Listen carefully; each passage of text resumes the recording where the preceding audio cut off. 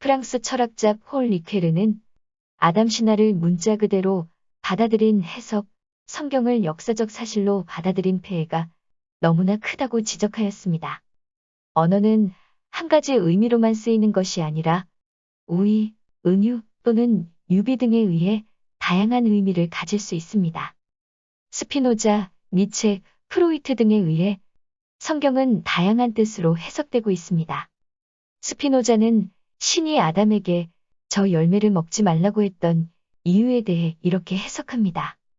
수렵채집 시대의 인류에게는 독이 든 식물과 음식이 될 수 있는 식물을 구분할 줄 아는 능력이 중요합니다.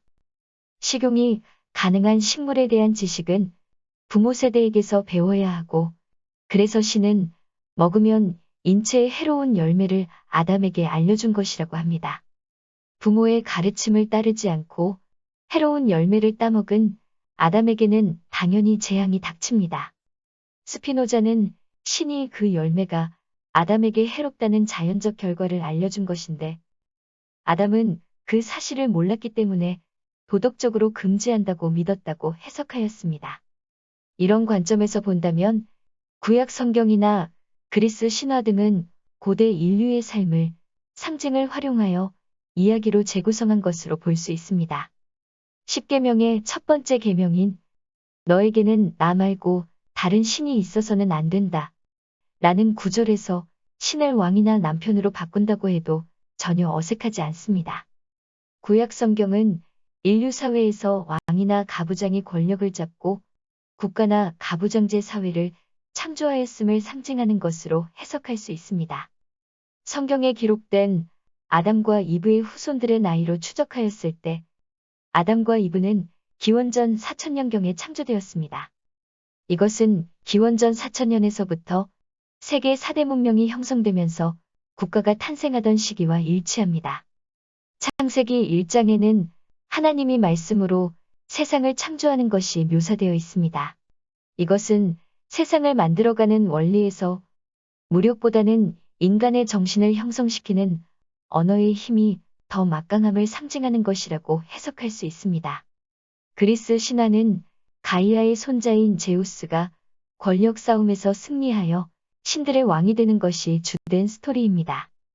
그리스 신화는 국가가 생기기 이전의 사회에서 왕을 중심으로 국가가 최초로 발생하던 시대의 사회상을 우의, 은유 또는 유비의 기법을 사용하여 신화라는 이야기로 만들어진 것이라고 할 수 있습니다.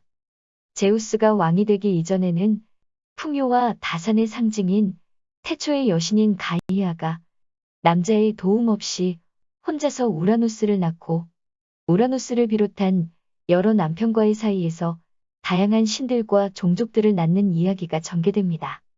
가이아가 남자의 도움 없이 우라노스를 낳았다는 이야기는 고대에는 아버지를 알 수 없는 자식이 많이 태어났다는 것을 상징할 수도 있고, 초기의 인간 사회는 여성의 역할이 더 중요했다는 상징일 수도 있습니다. 그리스 신화에서 태초에는 권력의 중심이 풍요와 다산의 상징인 어머니 여신 가이아에게 있었는데, 권력의 중심이 수많은 적들과의 전쟁에서 승리한 제우스 남신에게로 옮아간 것은 어머니가 중요한 역할을 하던 사회가 전쟁을 거치면서 아버지가 중요한 역할을 하는 사회로 바뀌었음을 상징하고 있는 것이기도 합니다. 그리스 신화에 나타나는 성문화는 몹시 자유로운 형태를 띠고 있는데, 보노보를 비롯한 일부 동물의 사회에서 이루어지는 성생활과 습성이 같습니다.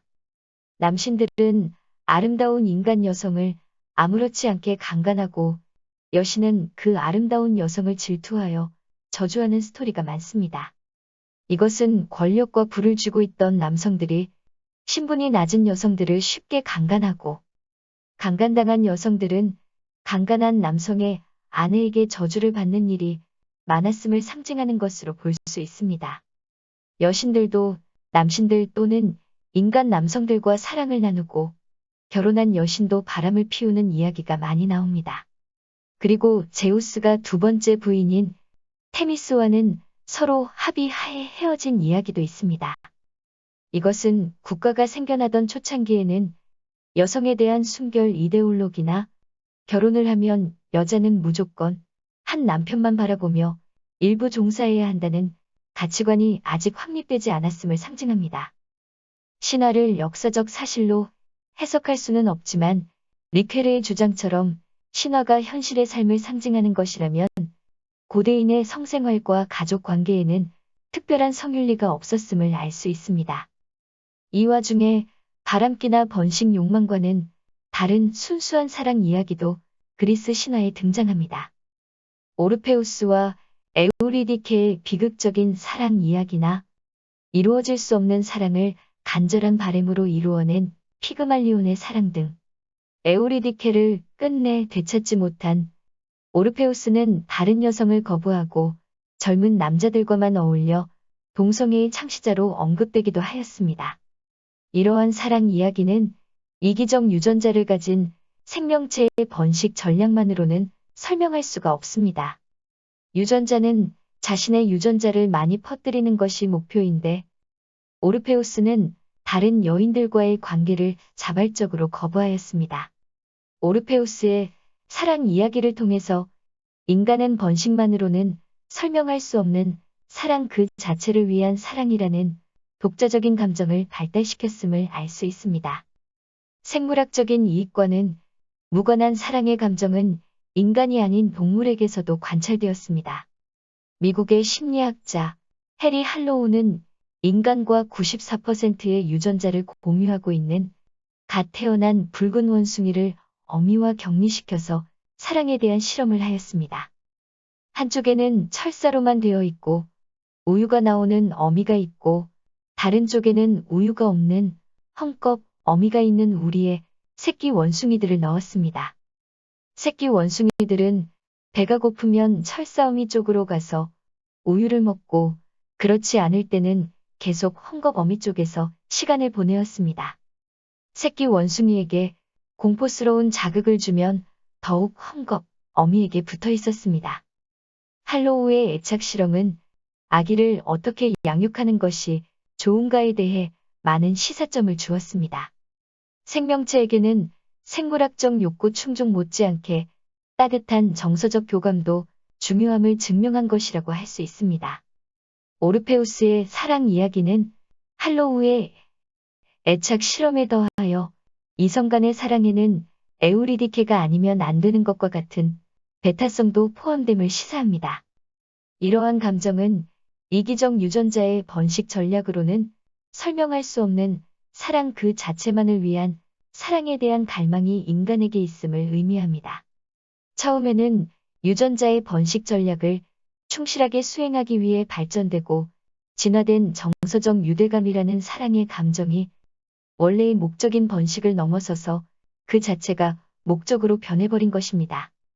누군가를 마음속에 받아들이고 자신 또한 그의 마음속에 둥지를 틀고 뿌리를 내리고 싶어하는 정서적인 사랑에 대한 갈망이 인간의 마음속에 있다는 것은 로미오와 줄리엣, 춘향전 등등 사랑을 위해 목숨까지 기꺼이 내어놓는 애절한 러브스토리가 인간 사회에서 꾸준히 히트치고 있음을 보면 당연하게 여겨집니다.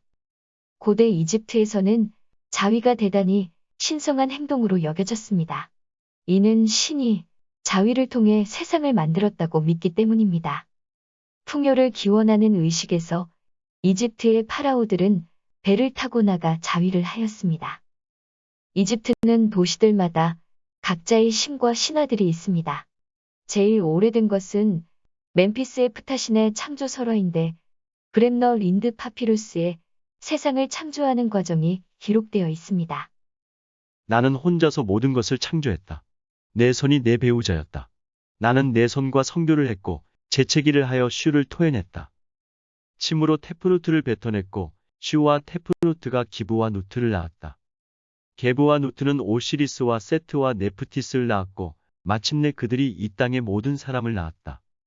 자위는 고대 그리스에서는 도자기의 문양으로 새겨질 정도로 고대인들에게는 친숙한 행위였습니다. 이제까지 살펴본 바를 정리해보면 인간은 번식을 위한 교미, 쾌락을 위한 섹스, 정서적 결속감을 위한 정신적인 사랑, 이 모두를 동시에 추구하는 존재입니다. 그리고 자위도 여러 용도로 즐기는 존재입니다. 식욕을 충족시키기 위해 힘들게 노력을 해야 하는 것만큼 성욕을 충족시키기 위해서도 힘들게 노력해야 합니다. 유전자는 생존 경쟁에 지친 자신을 위해 자위라는 지혜를 발휘하여 스스로를 위로해주게 만들었습니다. 그런데 농경시대를 살아가면서 동서양을 막론하고 사랑이나 성적 욕망을 추구하거나 자위를 하는 것에 대해 부끄러움과 죄책감을 느끼는 밈이 사람들의 마음속에 뿌리를 내렸습니다. 성을 부끄러워하고 꼭꼭 숨어서 성생활을 하는 동물은 인간밖에 없습니다. 고대의 우리 조상들과 모든 동물들은 자연스럽게 성생활을 추구하였습니다. 하지만 성을 부끄러워하고 꼭꼭 숨기는 국민들과 달리 왕은 수천, 수만 명의 궁녀를 두고 성생활을 즐기며 살았습니다. 농경시대에 무슨 일이 있었기에 이러한 변화가 생긴 것인지에 대해서는 다음 동영상에서 살펴보도록 하겠습니다.